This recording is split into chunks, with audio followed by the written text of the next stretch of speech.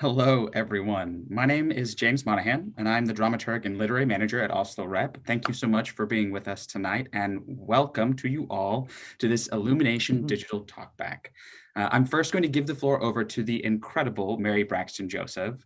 Mary is an Emmy award-winning journalist and the chair of the Illumination Committee, as well as an Oslo Rep board member. We're super happy to have her with us tonight. Mary, over to you. Thank you, James. Good evening. I'm Mary Braxton Joseph, Chair of the Illumination Advisory Committee, and it's my pleasure to welcome you to this historic occasion, the first ever Illumination Digital Talkback. What is Illumination, you might ask? Well, some of you know. Illumination is a series that explores the social threads throughout our stage presentations for a season. At these events, we examine issues of race, gender, identity, and cultural intersection. We're very excited that you joined us this evening for what we hope will be an enriching and wonderful conversation with the artists who created the FSU, as in Florida State University, Oslo Conservatory for Actor Training, digital production of Twilight, Los Angeles, 1992. This event would not be possible without our generous sponsors. So I'd like to thank Maurice Richards and Jack Kessler, the Koski Family Foundation, Observer Media Group, and Morton's Gourmet Market and Catering. I'd also like to recognize our Illumination Committee, whose members have been an active part of the development of this event. Thank you for being here and for being such fabulous supporters of this work and of our community. There's another first tonight. This is the first Illumination event produced in collaboration with the FSU Oslo Conservatory for Actor Training. We are thrilled to be here and to have this collaboration take place for the first time. It's wonderful to make the connection between our Illumination family and the FSU Oslo community. We're here to talk about the digital production Twilight, Los Angeles, 1992 with the artists. But before we do, I'd like to introduce the director of the FSU Oslo Conservatory, Greg Lemming. Greg, can you tell us why Twilight, why now, and a little bit about the conservatory? Of course. The FSU Oslo Conservatory for Actor Training, many of you may not know, is not a department of Oslo Repertory Theater. We are actually a satellite program of Florida State University.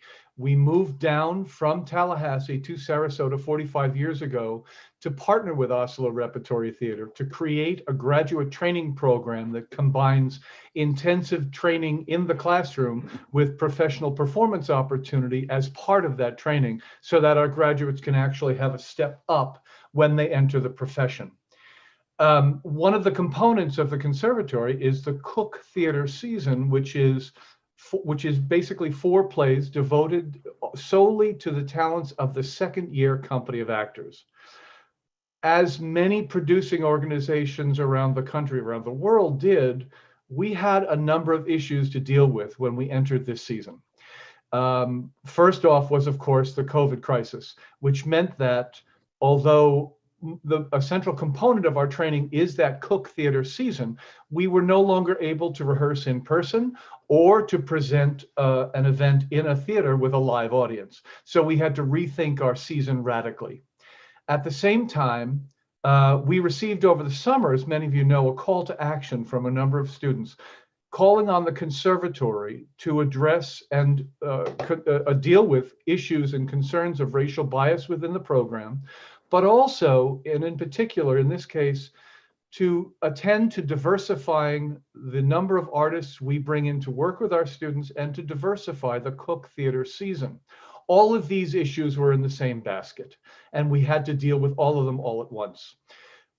Fortunately, we have a good relationship, and I have a strong relationship with a gentleman by the name of Benny Sato Ambush, who you will meet tonight, a nationally known director as well as an extremely well-known teacher. And fortunately, Benny was available to work with us this year. We brought him on to develop a project for the second year company of actors. And in discussing this with Benny and talking to Benny about trying to find some way to do this virtually, we threw a number of projects around, and Benny came up with the idea of looking at Anne Devere Smith's play, Twilight, Los Angeles, 1992, which, as you know, was written as a one-person show that collected approximately 40 monologues taken directly from individuals connected to the Rodney King beating and the subsequent riots in Los Angeles in 1992. This was performed by Anna Devere Smith originally by herself, but Benny's idea was to take these monologues, edit them down to suit the company of actors that we have in the second year company, and to present it as a series of monologues as an event on Zoom and build a Zoom production around it. We found that it was able to meet all of our needs as well as to address issues that the entire country is facing right now, issues that have not gone away that deserve our consideration. And really, it became a piece that was perfectly suited to the company of students that we had in place that we really needed to highlight, to put onto the stage in this virtual format. Mary? Thank you, Greg. We are so looking forward to this performance. And again, we're excited to be doing this first ever collaboration. And now it's my pleasure to bring back our dramaturg and literary manager extraordinaire, James Monaghan. Thank you, Mary, and thank you, Greg, for that insight. In my role as dramaturg and literary manager at Oslo Rep, I have the privilege of doing a lot of these conversations under normal circumstances. It's one of my favorite parts of the job to get to hear from the audience how they experience the work and to talk a little bit with the artists about that.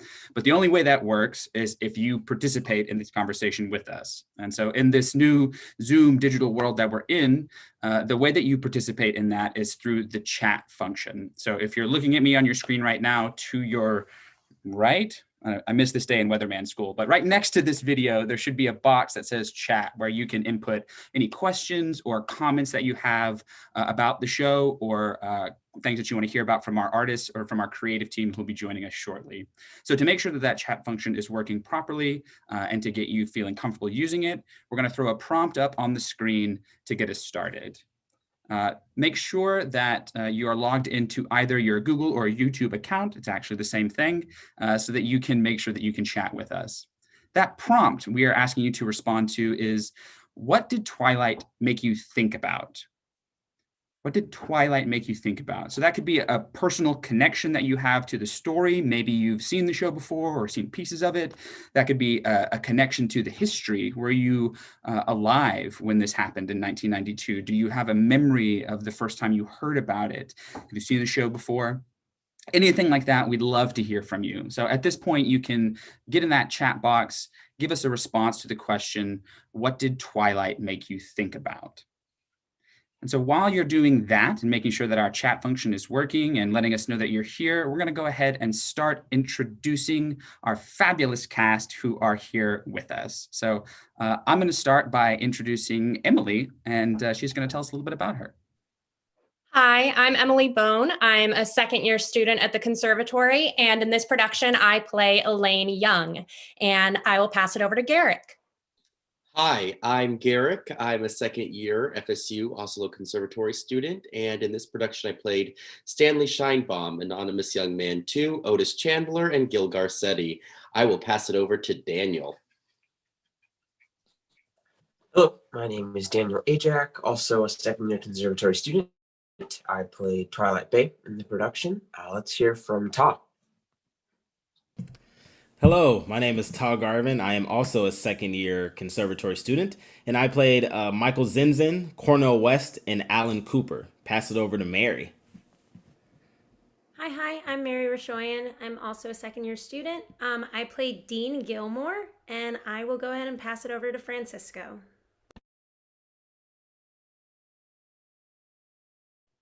Francisco, you're on mute. Hi there, I'm Francisco Rodriguez. Thank you, Mary.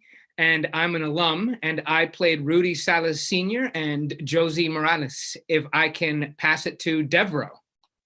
Hello there, friends. I am Deborah Chumra. I am also an Oslo alum, and I play Teresa Allison and Katie Miller.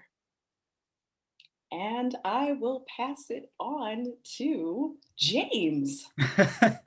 Thanks, everybody. Really glad you're here. Very excited to have this conversation. Before we get into the meat of it and talk about Twilight and how awesome this project is and how resonant it is in this moment, I wonder, since it's our first collaboration between Illumination and the FSU Oslo Conservatory, if we could hear a little bit from a few of you about why FSU Oslo Conservatory was your choice for graduate training. I think we have a unique group of people here, current students as well as alums, so it'd be great to hear on why this was the right choice for you. Anybody want to pick that one up? Yeah, Emily. A huge part of it for me was actually the collaboration between the department and the Oslo Repertory Theater.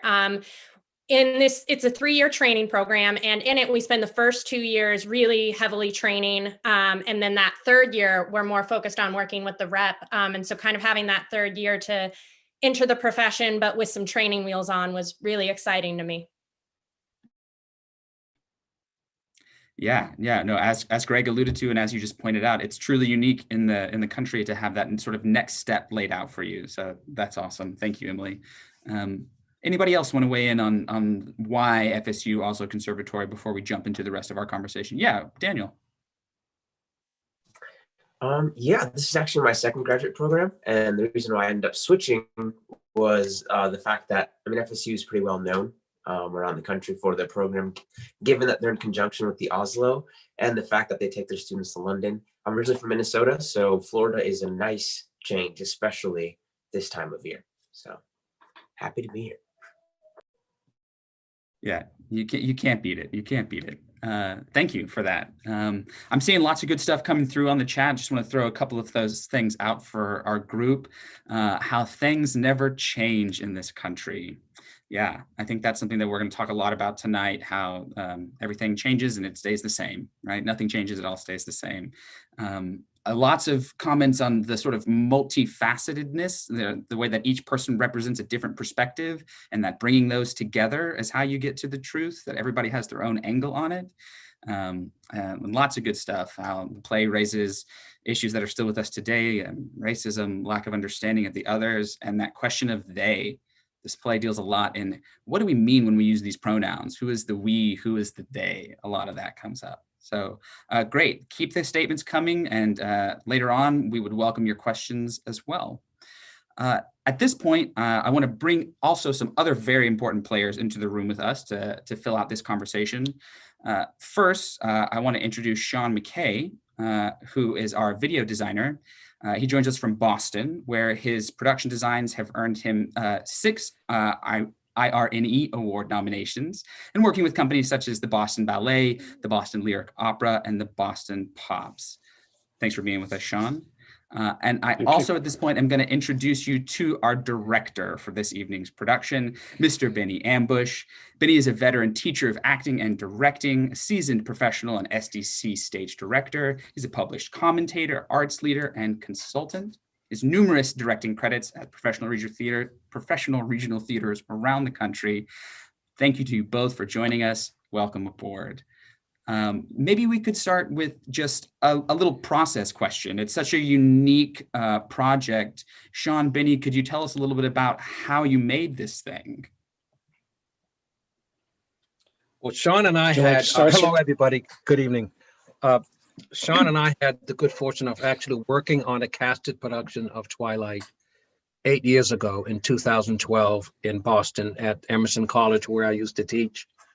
So we've had a go around together with this. And in that production, it was a stage live in-person production. Oh boy, do I remember those days and long for them. Sean was also our projectionist, and projected throughout the physical space were videos and images from the period, statistics that you saw in this virtual production, and various other digital and projected imagery that is Sean's expertise. So this was a chance for us to get together again and to adapt that work to this format, to the small screen, and you saw the results of our efforts. What do you think, Sean? Yes, as Benny was saying, I typically do not design video for this screen. Most of my video content, most of my video work is intended to be integrated into scenery, part of the scenographic look involving lighting and sound and cast and directing and everything. So it's been quite a shift to come back to just creating video for the screen. A lot of we had a good structure built out from the 2012 production, and we cut that down a little bit by a number of testimonies, and we had in the original production there was be a lot more projected imagery that would be applied to the set in very scenographic ways, as the way light would be, that would then sort of help provide context to what's being spoken of in the testimony. Interspersed in there as well is lots of the footage that you see throughout the play. We found places on the set where the audience could see that as well, because you really need to see the events, and you need to see how all these characters are relating to the events. Yeah, absolutely. This show is so much based in the context, right? This is one man's story being wrapped in a much larger community and a very long historical tradition. I wonder if, and Sean and Benny, I invite you to participate in this as well, if some of those statements that are coming through, some of those ideas that are being shared by the audience has sparked anything for Sean, Benny, or anybody in the cast. Some of those issues that were raised, like our understanding and continuing question of the they and the we. Is that sparking anything for anybody in the cast? That idea of who is the we that we're referring to and who is the they? And how that impacts our understanding of like prejudice and bias and racism through the show?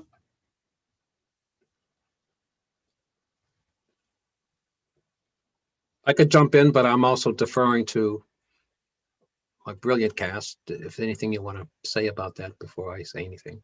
Well, let's start with you, Benny. Why don't you lead the way, and then we'll jump in. Well, Anna's work is all about identity. It always has been. I've known Anna for more than 30 years. We're actually personal friends. And the type of work that you see in her Twilight Los Angeles 1992 is really part of something called the On the Road series that she started way back in the 80s, where she would go into communities and make deals with residents to say, if you let me interview you, I will invite you to see me play you.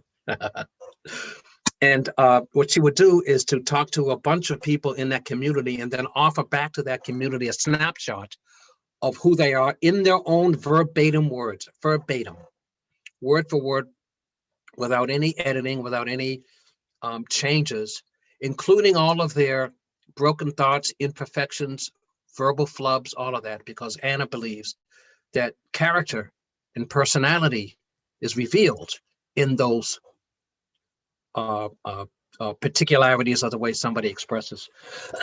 So identity in this nation of nations called the American experiment is the Gordian knot that we're still trying to untangle in this country. And the convulsions that we saw in the streets in 1992 are not unlike at all the convulsions in the streets we had just this past summer. In fact, it happens cyclically. Before 1992 happened, Maxine Waters in her testimony makes reference to it. Newark burned, Watts burned, Detroit burned, for the same constellation of problems and urban neglect where America's bounty is not evenly shared. And what they all have in common, including this past summer, is the detonating incidents of police violence on Black and brown bodies. So The only thing that has changed really is the date. And when Greg and I tossed this idea around, and when I brought it forth, I didn't even know about the call to action that the students at FSU had done. I learned that later. But I thought about this play in part because of the zeitgeist that we've been in for the last 8 or 9 months. Not only what has happened since George Floyd, which is nothing new, but also in the COVID crisis and the various pandemics, the pandemics of health, the pandemics of racism, the pandemics of inequality in our country. This was absorbing everybody's attention, and this is a play that still speaks to that. So it is as relevant now as it always was.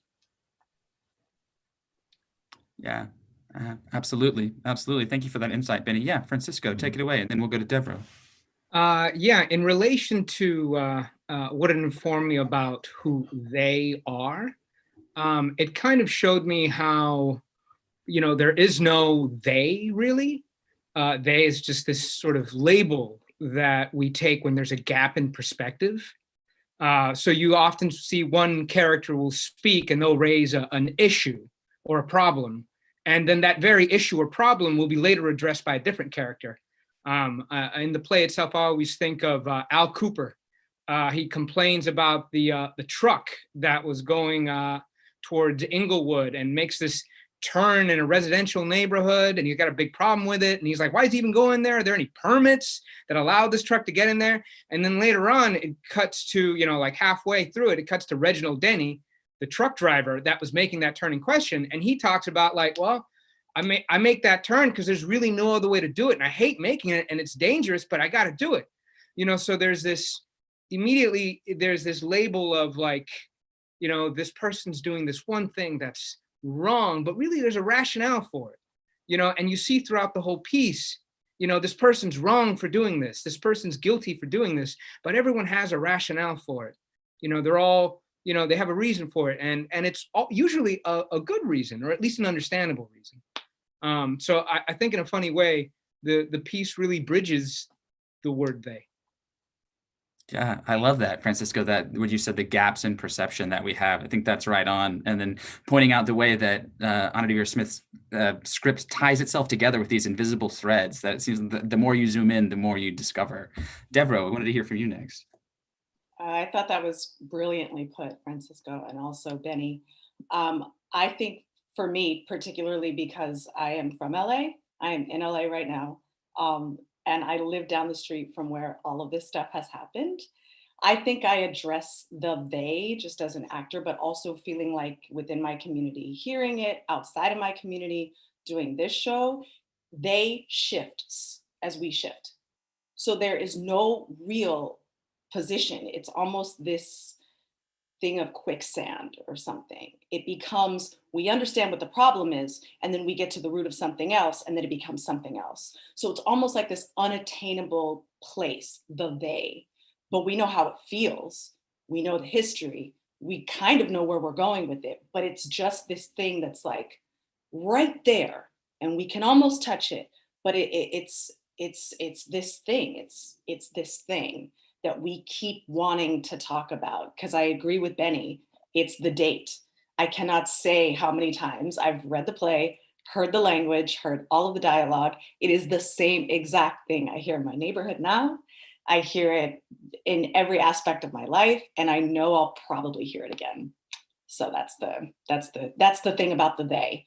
We step in that one spot and then it becomes this other thing. We step in that one spot, it becomes this other thing.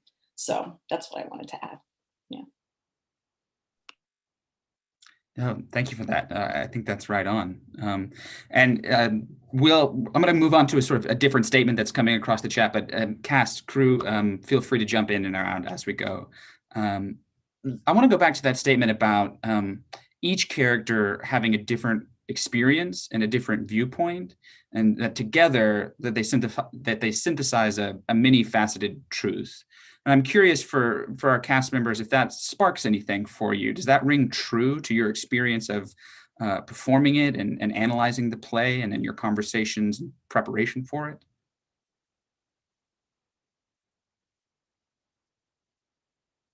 Yeah, let's go to Ta first. Yeah, like Francisco said, I had the pleasure of taking on Alan Cooper and him talking about that specific moment of the truck coming along onto the street, and then having that perspective of everything that he experienced and the way that it comes out when in his testimony, but then also to have Reginald Denny in his testimony, and it's like completely flipped.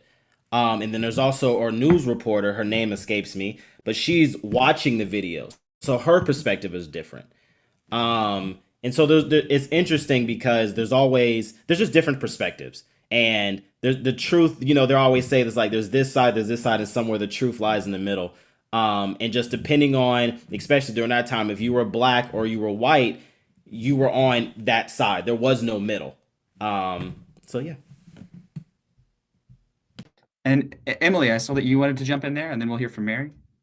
Yeah, I was just going to agree that it definitely rings true, especially I believe something Francisco mentioned was the idea that you hear the story on its own outside of everything else, and it just seems so crazy, or like, how could you respond that way? And playing Elaine Young, who does talk about spending the days of the riot at the Beverly Hills Hotel, you initially read that piece and you go, wow, you were missing the point. But then as I dug into her and with Benny's help, realized that comes from a lot of fear of what's going on in the world around her, fear of how the world's going to perceive her, which in the world of everything else, so small, but to her is everything. So it's still a visceral and, in that regard, valid response.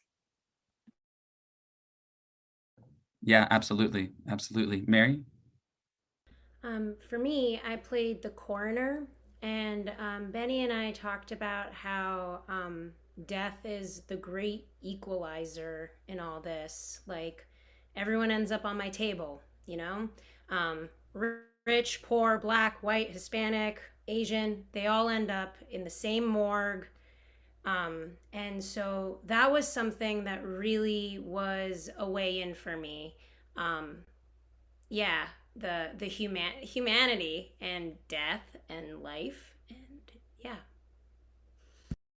Yeah, there's definitely something very stark about the quantifiableness of that piece in particular, and assigning numbers to life and value and entire experiences. It's a shocking sort of distillation concentration of those events of real human lives. I see a really fascinating statement coming over that I would love for us to talk about. Another thing this whole piece brings to light is cancel culture. The woman speaking about the Polo Club, the jurors getting invitations from the KKK, it just brings the whole idea into question. Did that ever come up in rehearsal process, or does that spark anything for any of our cast members?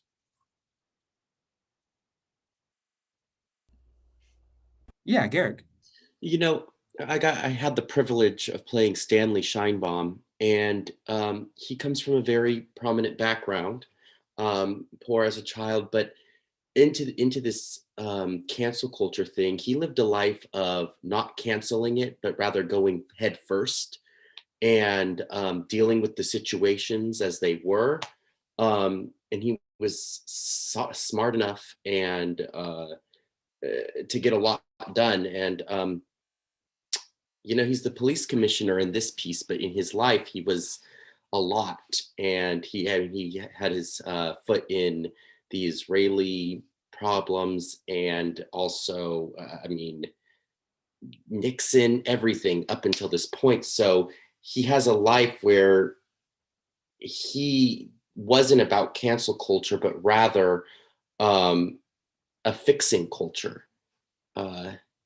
And this piece does speak a lot about cancel culture. And I think cancel culture has a lot to do with what we're doing today. But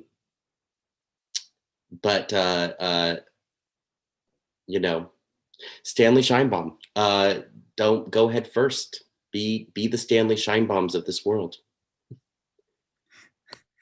Yeah. Thanks for that, Gary. The problem with cancel culture for me is that there's no exchange. And if there's no exchange, you can't learn anything, you can't grow, you can't evolve. You're just off in your own corner. stewing in whatever position that you're dug in about, and it doesn't work. Engaging is hard, and it's painful, and it's difficult work in that.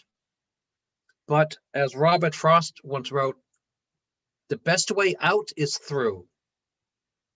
That's the great unfinished work that's before us still in this country.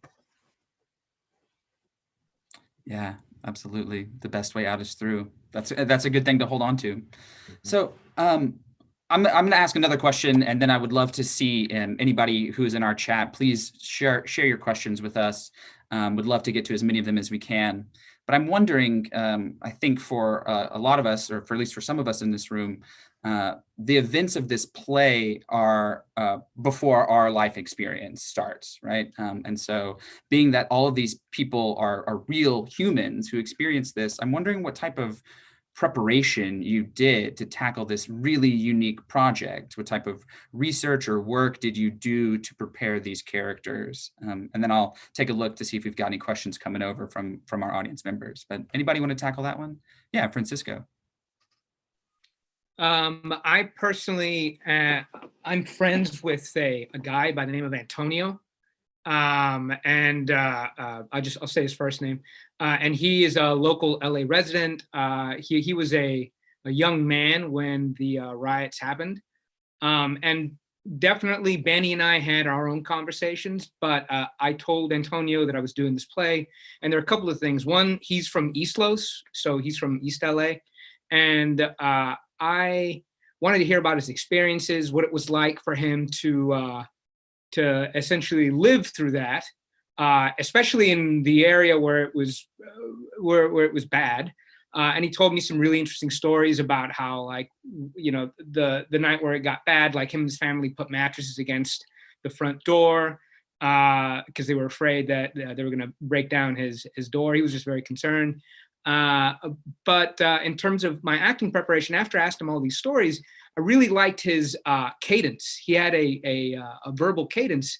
And so I asked him to, if he wouldn't mind speaking my whole monologue slowly. And so I would record his monologue, and then I would do IPA, so International Phonetic Alphabet, so that I'd be able to learn how he said things and what he put emphasis in on his reading. And it kind of really, yeah, I'd be like, why'd you say that? Why did you hit that? You know, why do you think that's important? And we'd have a conversation of like, oh, because it's this and this, you know, and he had a very particular way of speaking. So I tried to essentially borrow that. I let that influence me. And that was specifically for the piece for Rudy Salas Sr.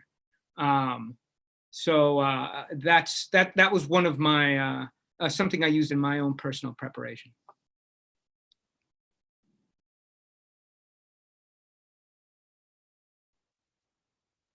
Yeah, let's go to Deborah, and then we'll hear from Dan again. A couple of simple things for me. I think just internally addressing both characters, I just said to Benny, I have to keep my ear on the ground. Like everything, like legitimately everything that's like, that happened then, it's not the same, but it's so incredibly similar, like crazy close. So there is a store shop owner at this bodega that's like a stone's throw. And I just asked him, you know, when everything was going on in May with the beginning of like BLM starting up again, I just asked him, I said, so how do you feel? Like, are you going to board everything up? Like, what's going on? And he just said, I'm tired. Like, I'm tired. And then I would go back and I would check in on him like every week, just like, oh, you know, buying stuff, like gonna board stuff up this week. Still tired, you know? And so there was, between both characters, I think, at least for mine, you just had a woman who was exhausted with all of this and another woman, but they just displayed it in a different way. And I think that a lot of it, there were definitely internal things that I worked on, but a lot of it was, how many helicopters did I hear this week? Like, how many sirens do I hear? What things actually go off? And I just literally used that for some of it. When days I couldn't like find, oh no, how does she feel? What's going on with her? I just was like, okay, well, how many times have I actually heard a siren today? How many times do I go, is that a firework? Are those shootings? Like, I think that's just, that alone was enough to jump off of. So yeah, yep, passing it on. Dan, how about you? Yeah, no, it was a very collaborative experience. Benny was he's very adamant about us finding the essence of the characters. A lot of these people are still alive, Twilight Bay. Did a little bit of research into him specifically, but it was more so just around the events of the time. And Benny and I really talked about like the profoundness of Twilight Bay, and like, given that he was quite young at the time, but already had made two gangs come and have a truce and just really set the groundwork for trying to bridge that gap in perspective. Yeah, it was just very much Benny's encouragement to just really find those kind of in me. We talked about Tiresias and this idea of being a seer, and like how, I mean, given that this has repeated itself, like, how do we break that cycle? How do we go about that? And yeah, no, it was a very awesome experience. And yeah, that's what. Yeah, that's awesome. No, that does. I hadn't thought about that till you just said that. The sort of seer nature of Twilight Bay and being sort of almost otherworldly in some of those moments, and having a bit of insight into the world. Did anybody else want to weigh in on the preparation work before we maybe go to another question? And audience, don't forget, people joining us on YouTube, don't forget that you can pop your questions into the chat, and we'll bring them into the room. Mary, did I see a hand there? Go ahead. Yeah, so before we started rehearsal, we got this giant packet of like research material, which was actually like the best thing to do at the time because we're all stuck at home. And it was just fascinating. And I sort of fell down a rabbit hole. I watched as much content as I could watch. I tried to find as much information as I could find on Dean Gilmore, but he's very hidden on the internet. Garrick actually found a photo of him, and I was like, oh my God, he does exist. And so that was really interesting. Benny also suggested that I call like the coroner in LA County and Sarasota, and he's also a stroke victim. So looking into that also. And I ended up like, I found this very intense PowerPoint that I never thought I would ever look at, and it was essentially like what does a coroner do? And it was like slide by slide, and I don't know. Me personally, I'm not very I'm not comfortable with death or looking at pictures of someone who's no longer with us. And that was very, ripping that Band-Aid was important for me, specifically. And then just honestly, the footage is so powerful and it speaks for itself. And like, I feel something in my body when I even talk about it. So yeah, that's what I did. Yeah, that sounds like a lot of work. And Benny sharing a packet of dramaturgical research, a director after my own heart. I love that. So I have a question, if I may ask. So originally, as performed, this is Anna Devere Smith embodying all of these people. And I'm wondering, what impact does dividing those people up over different bodies have over this have on the show, right? Giving multiple performers these words to speak. And I would love to hear, from Benny on that, and also from an actor's perspective on what that's like to embody. Well, nobody can do Anna Devere Smith. Anna is Anna, and don't even try. So we didn't. But of course, because Greg came to me with this opportunity to do something with the second year MFA class, I had to find work for them. So this is a play that can be told because of the multiple points of views and the multiple people that are represented in it. Basically set it and tailored it for this class and rounded it out by bringing in two brilliant alums. And it's a kaleidoscope of opinions and points of view about the same issue. So there's a Rashomon effect to it. And because it's largely solo testimonies, it lends itself to the Zoom format, which is a platform that really favors the close-up or the mid-range shot. So in a way, it was a marriage made in heaven. The students needed a workout because they are actors in training, and I hope they got one. Some of you got 4 of them, Garrick. Some of you got multiple ones. So it just lends itself, and the kind of work that Anna does in general lends itself to casting it with a company of actors. The advantage, of course, that Anna had is that she sat with these people. She has all the tape recordings of it, I guess cassette back in those days, and maybe even some video. And we do not have that advantage, although some of the people are famous and they do have a large imprint on the interwebs. But it's more important not to try to do what Anna does, because she has those tapes and they'll had the one-on-one contact, but to, as Daniel said, is to try to gain their essence and what they're saying, and to build a life, a dimensional life around that, and present that point of view. And so it's a mosaic, like America is a mosaic. Yeah, mosaic is a really good word there. Sean. I'd actually want to say something about that too. Completely coincidentally, near the end of the time I was doing the edit, I was taking a break and I was surfing around the channels and on my Roku, and actually found a video performance of Anna doing Twilight Los Angeles. I think it was a 1997 piece. And I didn't watch the whole thing, but I watched selected ones, and I saw a number of the ones that many of you performed. And the one thing that was really different is, as Benny says, Anna is Anna. No one can do Anna like she can, but it's always Anna. And she's very attentive to giving justice to the way that the original person spoke. But it's still always Anna. I could tell it's a performance.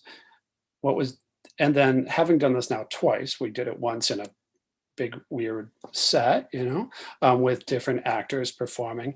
And then on this production, we did everybody in individual places. So we broke it away from that theatrical presentation. We gave you all your own settings, all your own environments to be in, most of them provided by you in your apartments. But I really felt that the characterizations were even deeper. Like, I really believed that, Francisco was Joseph Morales just as much as he was Rudy Salas Sr. It was really, and because you're so close and you're not in a theater, it was something really personal about all those things. That everyone could really connect to and really take advantage of. And I believed you, every one of you were that person. I did not know that was Emily's hair color at all. I was totally sure that she was blonde. Yeah, absolutely. There's something about letting each person be that person that it loses that sort of theatrical conceit, right? We can believe that person is that person in real life, that character in real life. From anybody from the cast went away and on that idea of maybe somebody who played multiple parts, or what the impact of splitting the characters up is on the performance overall. Garrick, and then Ta.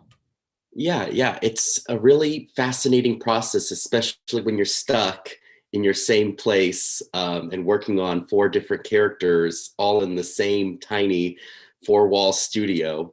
I think what it really comes down to is what is the root of what the character thinks and what the character wants to say. For me personally, that split the characters separately, and then of course where they come from, what their backgrounds are, what where they are even in the interview really helped me kind of embody and fully live in the characters that I portrayed. I mean, and money has a huge, in my characters, money had a huge part to do with my characters. They either come from it or they got it at some point. And, you know, it's all about what Benny had told all of us, the essence of our characters, who they are, where they come from. And, but it also has to come from yourself as an actor. So the question that I had to ponder was, where do I meet Stanley Scheinbaum and myself, and how do I portray that to the audience as truthfully and as connected to the words as possible? Yeah, Garrick, I think that that idea about environment is really insightful. I didn't realize until digging into the script that Anna actually gives like a little paragraph setting up like where the interviews are happening, which I thought was really, really insightful. Ta, I want to hear from you, please. Yeah, so I think one impact is that it's not just one person learning all of this, it's 12 of us. So we don't have to just get off book with 100 pages of script to learn. Some of us did have more than others. I had 3 people, and I guess taking the time to really sit with each character, like everyone has said, just really to sit and watch as many videos as I could, read the dramaturgical packet that we had, which was 300 pages plus, and just really to dive into each individual character with the time that we were allotted. And yeah, I mean, it was great to do that, and actually just to really sit with it and take our time, instead of like, okay, we have this, you got to learn this, and so on and so forth. But to take the time with each character, and Benny was really respectful of our time, and also that some of these pieces are long, and we work through the pieces, and something that Dan said earlier about the essence. Benny made sure in our first rehearsal to say that he doesn't want us to mimic. He doesn't want us to mimic. He wanted us to take the essence and bring our own things to the table. And I feel like we all were able to do that and be successful with it as well. Yeah, and actually we have a question that sort of speaks to a couple of the points that just got raised there about the sort of nature of the dialogue and the length of the things. Since the dialogue was so natural and at times rambling and wonderfully individual, did the actors ad-lib at all? I'm getting a head shake from Mary. No, Dan, you want to jump on that? Oh, yeah, no. Benny was very adamant about us being word perfect from the way it was in the script. So there was no ad-libbing. Yeah. And of course, you know, with every script, you want to be word for word, but this is something a bit unique, right? This is not a playwright imagining somebody's dialogue and very considered writing out a line. This is real human speech, as Benny said at the very top of this, with the sort of peccadillos and imperfections right in there, revealing character. So, yeah, Deborah. Yeah, and it was also, I felt not just revealing character, but like if I as an actor was struggling to what should I do with what emotion, there's a reason this person stops. They just stop talking for some reason. And you can't see it, but there's almost this like invisible thing that as you're reading it and as you're rehearsing it and as you're going, you start to slip into the fact, and you can almost visualize what it was like to interview this person, and they start to break down, or they're at a loss for words, or they laugh something off. You can almost start to visualize it as you lean in to the little imperfections. If you pull back from the imperfections, you never get there. But the more you lean into it, and I talked about that with Benny, the more you lean into that stuff, the closer you'll get. You're not like worried about like, what emotion do I have here? What should I be laughing here? Maybe if I lean into it more, it'll just naturally come out. It'll be there. I thought that was so low, especially with Katie. Hilarious. So good. Yeah. Very cool. With this show, obviously there's characters who bring a lot of different perspectives to the table. And some of them are sort of are prejudiced and biased, and they bring this into the room. And I think it would be clear to us today that that person is speaking from a place of bias or prejudice. But I'm wondering if the act of performing these characters, bringing that prejudice and experiencing that person's life, if it brought any reflection to you about that person, about what their lived experience might have been, and about where we are right now. Does playing that bias and performing that prejudice inspire reflection? Or if I may add to that, James, please, how you as an actor handled playing somebody whose views are different from yours and with whom you don't agree personally. Right. Thank you, Benny.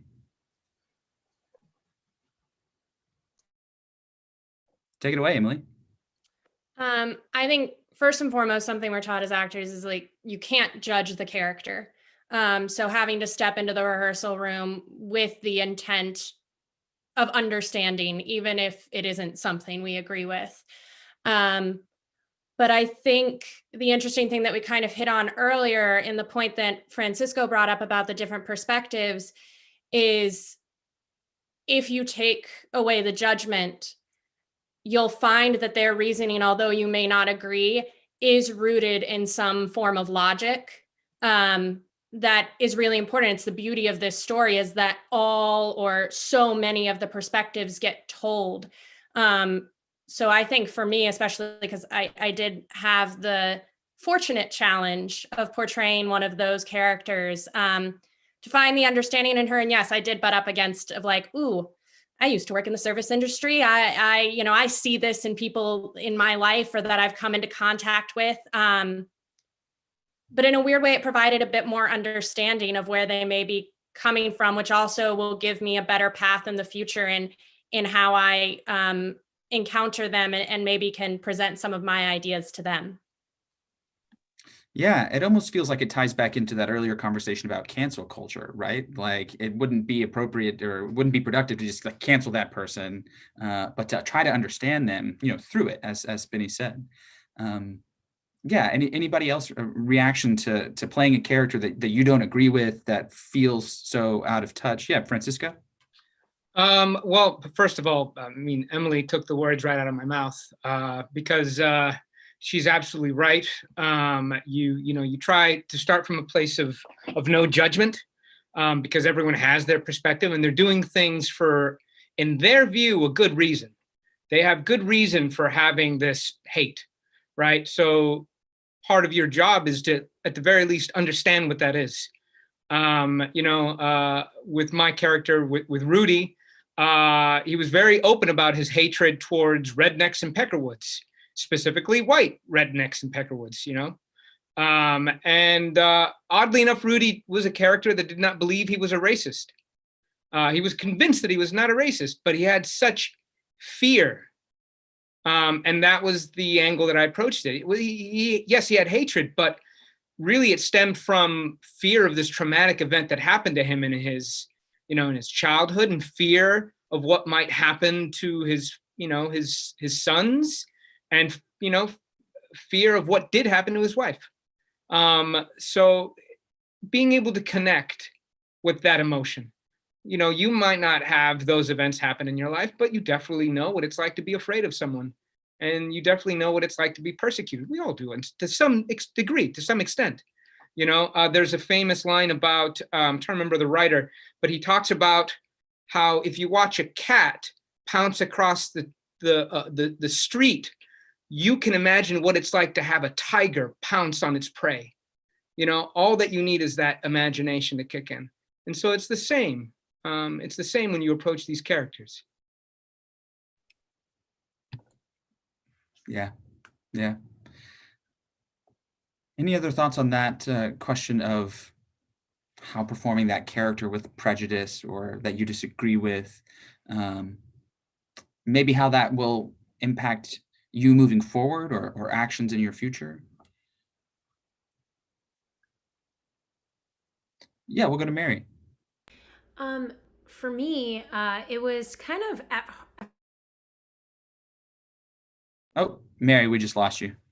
My bad. I was muted. It was very difficult for me to nail down the point of view of Dean Gilmore early on, just because he is so fact-based, number-based. But the thought of like perspective and loss, it really did make me like, I'm also from Los Angeles. Born there, lived there till I was 18, but I've never been to South Central. That's just the truth, you know? And it made me really, really reevaluate my privilege in the world. Yeah. I mean, I don't think you'd be alone in that, Mary. I think that the power of this play and the power of theater generally is to unlock those things that we have maybe overlooked or taken for granted. I'm seeing a question come over that I think is a great one that sort of gives us an ultimate perspective. What do you hope the audience will get out of this production? What do you hope they walk away with? I think that's a great question and something that's on all of our minds. So open to anybody. What do you hope the audience will get out of this production? What do you hope they walk away with? Dan, please. Yeah, for me, it would be, I guess, in conjunction with this idea of perspectives, is just grace, I guess, because at the end of the day, like, there shouldn't be a they or a we or an us or a them. Like, it should be all of us. And this idea of trying to extend grace into other people's perspectives, I think will go a long way in just being able to see their truth and wherever your truth lies, and hopefully finding some middle ground. Because I think it's in the going off of the cancel culture thing, like, I think it's a double-edged sword in the sense of, I think if someone has had multiple strikes, like in a certain thing, like, yes, maybe pushing that away might be the right choice to go. But right off the bat, no, like, I think there should be room for growth and room for educating, and like also just looking inward, because I think a lot of it is going to be stemming from where we see ourselves in the world and how we can affect change in a way that's hopefully positive. And I think grace is that underlying that whole current. So, yeah. I love that, Dan. Well put.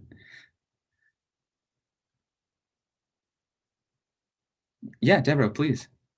That was so well put, Dan. I just want to add another thing to that. I think that no, we all have our limits. We all know, but I think it's still moving past that.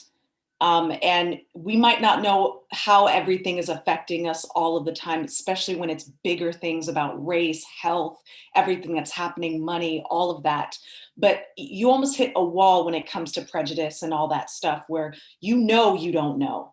And so how you proceed next is truly up to you. You can say that there are all these external factors. My family went through this, and they went through this, and I went through this, but when you're hitting that wall.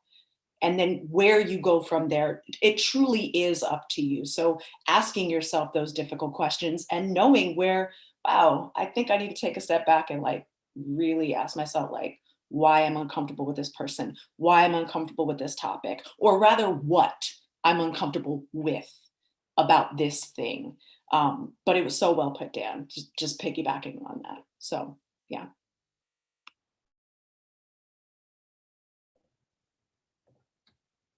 Daw, was that want to jump in on that and what you hope the audience takes away, or are you good? No, sure. I was just gonna add on what Deborah just said about the difficult questions. It's also, for me, like having the difficult conversations. There are so many times, and I think we all can speak on this, where something comes up and either you or a family member or a friend will, defer from having that conversation. But with this production, it brings that up. There are things that happen in this production that I didn't know. I was not born at this time. I wasn't born until 93. And so the things that we read about bring up conversations. I've had conversation with friends about certain things that have happened, watching the Reginald Denny video and watching the Rodney King video and seeing that and trying to understand why those things happen, but also the aftermath and understanding that, okay, these things happen. how do I feel about that? Well, how do you feel in having that general conversation in order to move forward? Those conversations the hard conversations have to be had. Absolutely. And I think hard is the word for it. They are hard and uncomfortable conversations to have, but it is my hope that, and my goal after watching the production, that this is a kind of a tool or kind of a jumping off point to help have those difficult conversations and moving forward.